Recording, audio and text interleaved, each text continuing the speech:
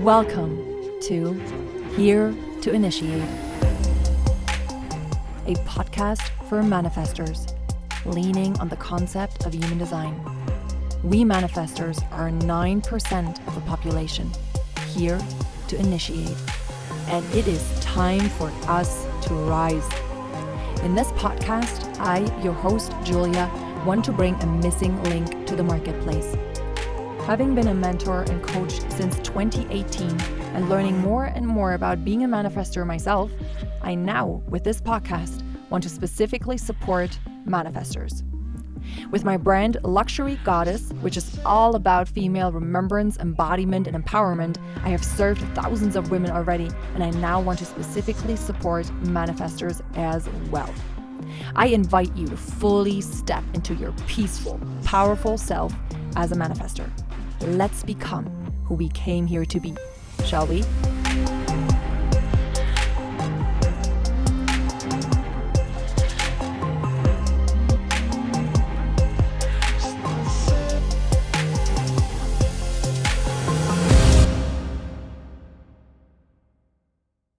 Beautiful manifestor, today I want to address a topic that is important for all humans, especially all women, especially all manifestors, which is losing the good girl.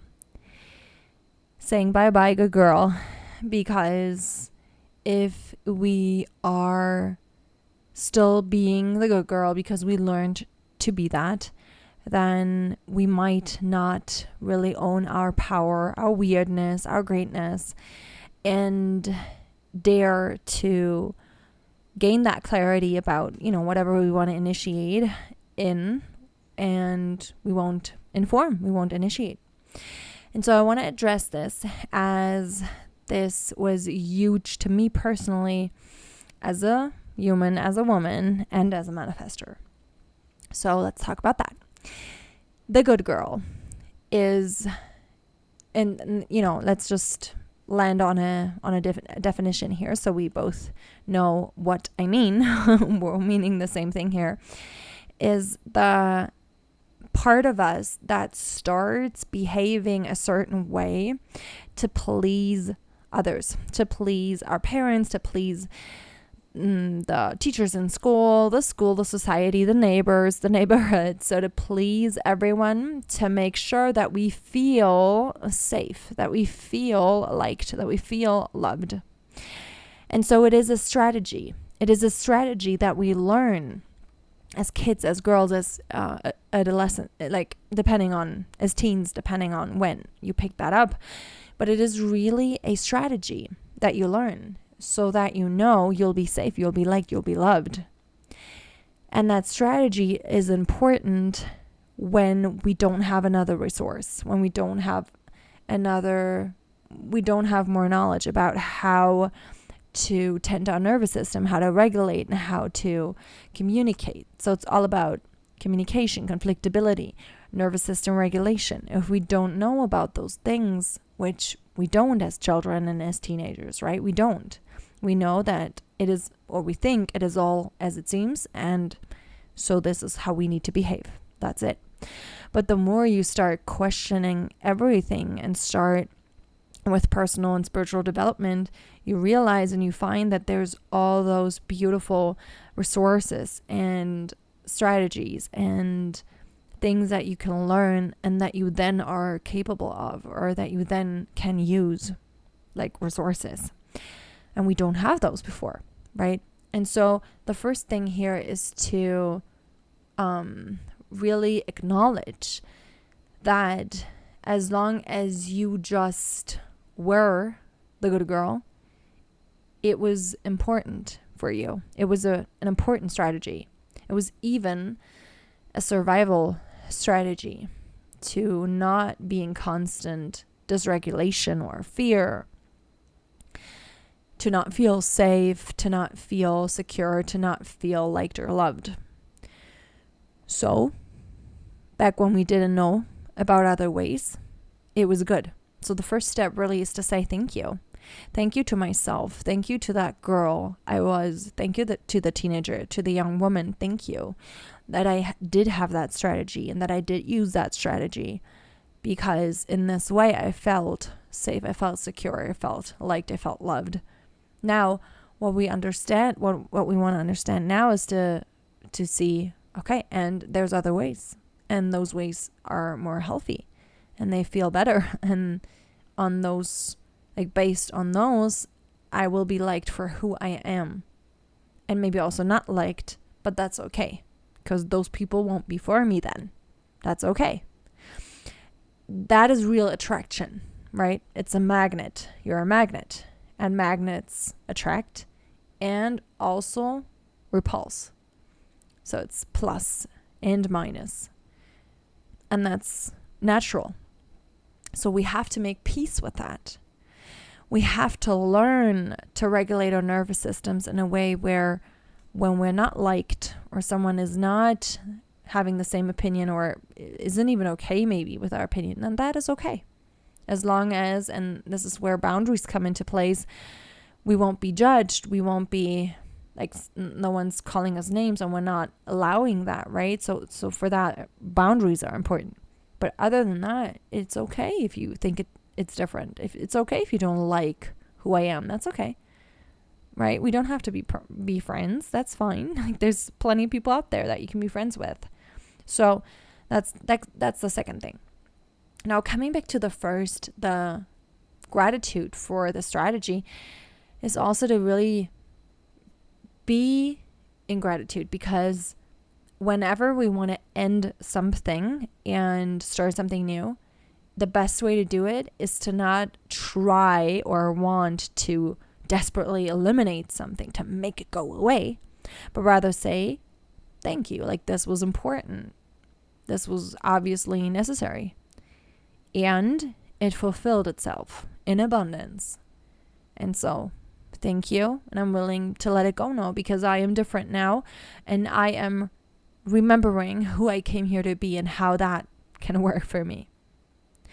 And so I'm inviting you to really, in loving energy, and maybe even forgiveness if that is necessary, if you hold on to that and you feel like, I shouldn't be this way, why am I still people pleasing and being a good girl, right? So to really forgive yourself because you didn't know another way. So that's something important I want to add. Now, moving on to is to understand that the good girl shows up in all the ways depending on how you grew up and how you learned you're mostly liked by everyone, or most people, or those people that it was important for you to be liked. And so it could even be a trauma response. It could, and it is a pattern, and it is a limiting belief pattern, but it depends if it's just a pattern or if it's actual trauma behind it, and it can be different. But either way, and especially when it's trauma-based, then the trauma reactions of freeze, people-pleasing, and fawning can be usual ones.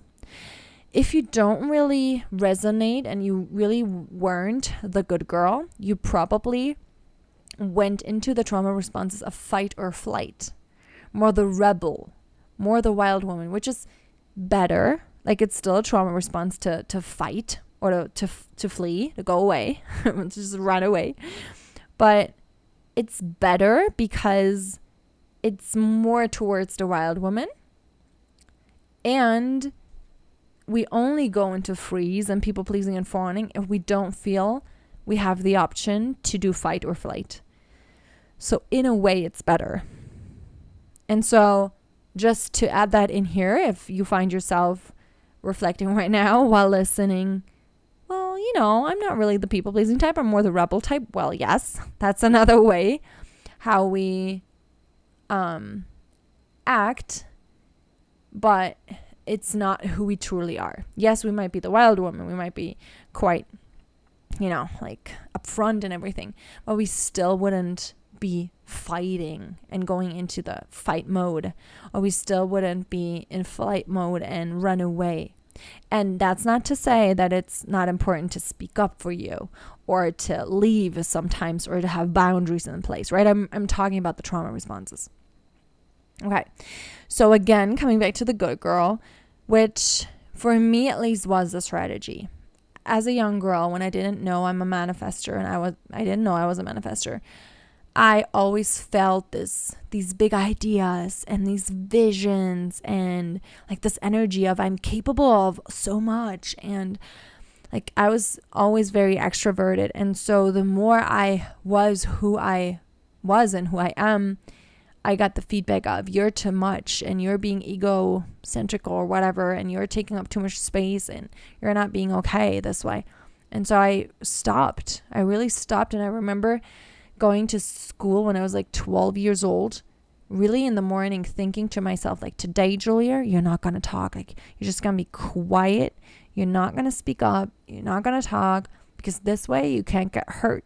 This way you can't feel bad when someone says, do you ever shut up? Or do you have to laugh that loud or whatever? I know, it's super sad, but this is like, I was like, okay, I'm doing this. And it didn't work. Wah, wah, wah. Didn't work because I couldn't suppress it. But yet I still, I mean, I couldn't entirely suppress it, but yet I did suppress. And I always assumed how people needed me to be. And so I was like that. That's people pleasing. And then fawning are those moments of sudden reaction that are kind of contradictory to the situation. Like someone tells you something sad or mean about you, and you feel so overwhelmed that you start laughing. Like that's always the best example for me, because after that you're like, why did I laugh? Well, because you went into fawning because you didn't know how to react, because you didn't learn that reacting naturally is safe, right? So we've got to practice that, right? Yeah, so that's one thing. And then the freeze mode obviously is really like your breath goes down a little bit. You don't move that much. You don't really say a lot. You're just there trying to not move because it doesn't feel safe. And so I'm just offering this today for you as that was a huge thing for me to learn, because today I know I have that aura, but I also know the way I am and the way we as manifestors do bring big energy, and also kind of like the weird energy, a little bit like the paradise bird energy. Even if you're super calm and introverted, you're still going to bring that big energy and that special kind of energy. And so for me to know, people are either going to really love that and are kind of like, whoa, like you have that energy around you, or they're going to be repelled by it. And that's also part of the aura.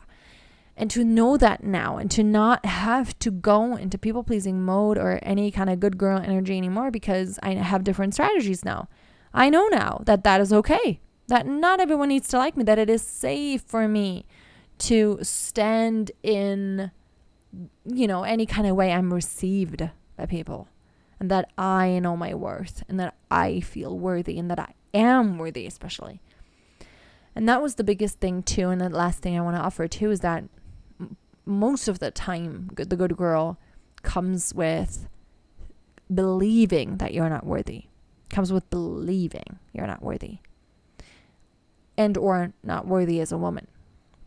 And so this is another thing that we really have got to reflect upon and remember and reprogram to understand. And it's one thing that you still feel it sometimes. That's not the thing.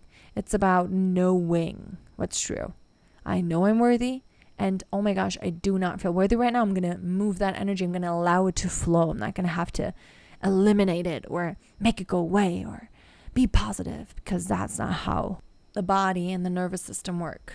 Not at all, right? And so it's about, I know I'm worthy and I'm not feeling it, so I'm holding space for myself so that this can move. But that's the way it's changing, actually, by not wanting to change it, and not by making a change, but by giving it space. That's how things change, by giving them space. So almost all of the times that's contrary. It's the contrary, right? The contrary of making it go away is giving it space, but not in a way of, I'm the victim or this is horrible. not by judging it, by lovingly and without any judgment holding space. That's the important part. So that's something else I wanted to address because, and again, as any human and any woman especially, and any manifestor especially, we can feel unworthy and we can feel that the good girl is still a strategy. And today I just wanted to really address that and remind you that you can change that. And that strategy was good back when you didn't have another. And we can be so grateful that we did have it, so that the nervous system wasn't more dysregulated, that it wasn't more dysregulated. And that now, thank you, we can change it.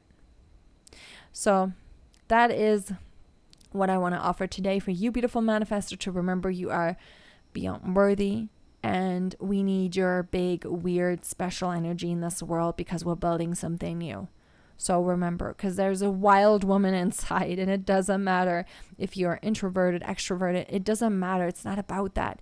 It's about that unique frequency that is owning the space, or rather owning your own energy and aura when you enter a space, and to be okay, and if not, learn about being okay, to be rejected or to be not be liked or even not be understood. That is okay, because there are people, and your people, rightfully so, and most importantly, that do get you and that do love you. And most importantly, it's about loving you loving you, right? You accepting you standing strong in that acceptance, that self-acceptance, that self-respect. So that's a reminder today. And thank you. Thank you for you. Let's strengthen that self-respect, that self-acceptance, learn what we need to learn to own our bigness and our weirdness, so that we can co-create just this beautiful world together. So thank you for listening today, and I'll catch you next time. And if there's something you want to share with me, I'd love to hear from you. So put it in the comments on YouTube, or send me a message on Instagram at Julia Spiritual Living. I'd love to hear from you. All right, catch you next time. Bye-bye.